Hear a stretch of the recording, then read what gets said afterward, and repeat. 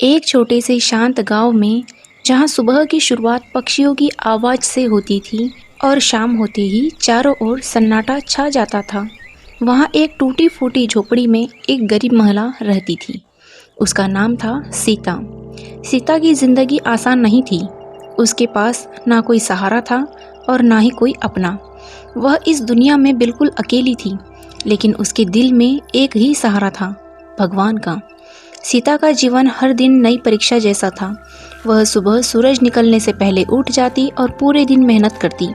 वह गांव के अमीर घरों में काम करती, बर्तन धोती, कपड़े साफ करती, झाड़ू पोछा करती, लेकिन बदले में उसे बहुत कम पैसे मिलते। कई बार तो लोग उसे डांटते भी, तुमसे ठीक से काम भी नहीं होता। सीता चुपचाप सब सुन लेती। वह किसी से बहस नहीं करती थी। रात को जब वह अपनी झोपड़ी में अकेली बैठती तो उसकी आंखों से आंसू निकल आते। वह आसमान की ओर देखकर धीरे से कहती, हे माँ, क्या मेरी जिंदगी कभी बदलेगी? एक दिन ऐसा भी आया जब उसकी हालत बहुत खराब हो गई। घर में खाने के लिए कुछ भी नहीं था, एक भी दाना नहीं। सीता पूरे दिन भूखी रही। उसके पास इतना भी पैसा नहीं था कि वह एक रोटी खरीद सके। उस रात वह बहुत कमजोर महसूस कर रही थी। वह जमीन पर बैठ गई और रोने लगी। हे माता लक्ष्मी, अगर आप सच में हो तो मेरी मदद करो, मैं बहुत थक चुकी हूँ। उसकी आवाज़ में दर्द था, सच्ची पुकार थी, और शायद वही पुकार भगवान तक पहुँच गई। अगली सुबह जब सूरज की हल्की किरणें झोपड़ी के अंदर आ रही थी, तभी दरवाजे पर दस्तक हुई। कोई है? एक धीमी आवाज़ आई। सीता ने दरवाज़ा खोला। बाहर एक बूढ़ी महिला खड़ी थी। उसके कपड़े फटे हुए थे, चेहरा झुर्रियों से भरा हुआ था। उसकी आंखों में एक अजीब सी शांति और चमक थी। उसने कहा, बेटा, मुझे बहुत भूख लगी है, क्या मुझे कुछ खाने को मिलेगा? सीता एक पल के लिए सोच में पड़ गई, क्योंकि उसके पास खुद खाने के लिए कुछ नहीं था। फिर उसने अंदर जाकर ढूंढा। उसे एक कोने में एक सूखी रोटी का टुकड़ा मिला। वह उसे लेकर आई और मुस्कुराकर बोली, माँ जी, बस इतना ही है, आप खा लीजिए। बुढ़िया माँ ने पूछा, और तुम? सीता ने शांत स्वर में कहा, मैं ठीक हूँ, पहले आप खा लीजिए। उसने अपनी आखिरी उम्मीद भी उस अनजान महिला को दे दी।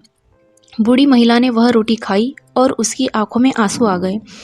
उसने सीता के सिर पर हाथ रखा और कहा, बेटी, तुम्हारा दिल बहुत पवित्र है। तुमने बिना कुछ सोचे अपनी आखिरी चीज़ भी मुझे दे दी। याद रखना, तुम्हारी झोली अब कभी खाली नहीं रहेगी। सीता ने बस सिर झुका लिया।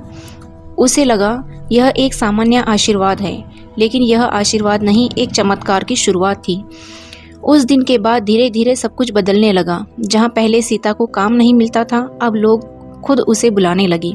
एक दिन गांव की एक अमीर औरत ने कहा, सीता, तुम बहुत ईमानदार हो, मैं तुम्हें ज़्यादा पैसे दूंगी।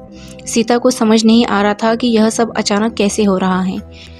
एक शाम जब वह घर लौटी तो उसने देखा कि उसकी झोपड़ी के अंदर छोटी सी थैली रखी हुई है।